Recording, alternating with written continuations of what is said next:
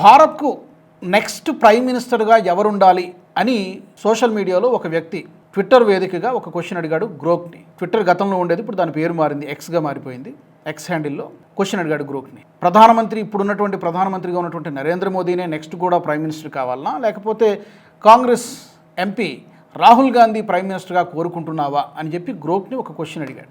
దీనికి గ్రోక్ ఇచ్చినటువంటి సమాధానం ఏంటంటే, ఎస్, నరేంద్ర మోదీనే మరొకసారి ప్రధానమంత్రిగా కావాలి భారతదేశానికంటూ గ్రోక్ సమాధానం ఇచ్చింది. దానికి కొన్ని ఫ్యాక్టర్స్ కూడా ఉన్నాయి. అంటే ఫర్ ఎగ్జాంపుల్ డెవలప్మెంట్ బేస్డ్ గడిచిన 11-12 సంవత్సరాల్లో, అంటే 2014 నుంచి ఈ రోజు వరకు ఏం డెవలప్మెంట్ జరిగింది, కొన్ని స్టాటిస్టిక్స్, డెవలప్మెంట్ ఏం జరిగింది, డిఫెన్స్లో ఏం జరిగింది, ఆంటర్ప్రినర్స్ ఎంతమంది తయారయ్యారు, ఏ విధమైనటువంటి పాలసీస్ తీసుకున్నారు, ఇవన్నిటినీ కూడా చాలా డేటా ఉంటుంది కదా. ఇప్పుడు ఈవెన్ చాట్ జీపీటీలో మనం చూస్తున్నాం, గూగుల్ జెమినైలో చూస్తున్నాం.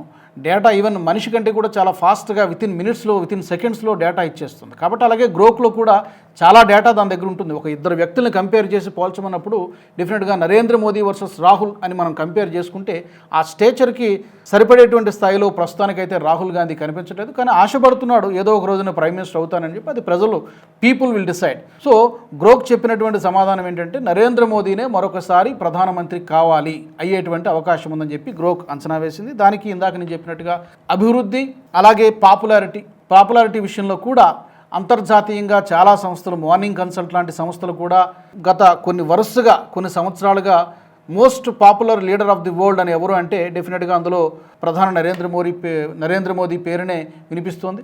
మన దేశంలో ఉన్నటువంటి కొన్ని పెద్ద ప్రముఖ సంస్థలు నిర్వహించినటువంటి సర్వేల్లో కూడా ఇలాంటి చర్చ వచ్చినప్పుడు ఎస్, డెఫినెట్గా నరేంద్ర మోదీ పేరునే వినిపిస్తోంది. అంటే ఇంకా ఆ స్థాయికి, ఆ మోదీతో సరిపడా స్టేచర్కి ఇంకా రాహుల్ చేరుకోలేదేమో అనిపిస్తోంది. అతను తీసుకున్నటువంటి నిర్ణయాలు కానీ, అతను మాట్లాడినటువంటి మాటలు కానీ, వివిధ విషయాల్లో ఆయన స్పందించినటువంటి తీరు కానీ, ఇవన్నీ ఓవరాల్గా కంపేర్ చేసి చూసుకున్నప్పుడు ఇంకా మరికొంత పరిశ్రమ అతను చేయాల్సి ఉంటుందేమో. సిన్సియర్గా కష్టపడితే ఏదో ఒక రోజు కావచ్చు, కానీ ఆ ప్రయత్నంలో సిన్సియారిటీ ఉందా లేదా అనేది ఒక పెద్ద క్వశ్చన్ మార్క్.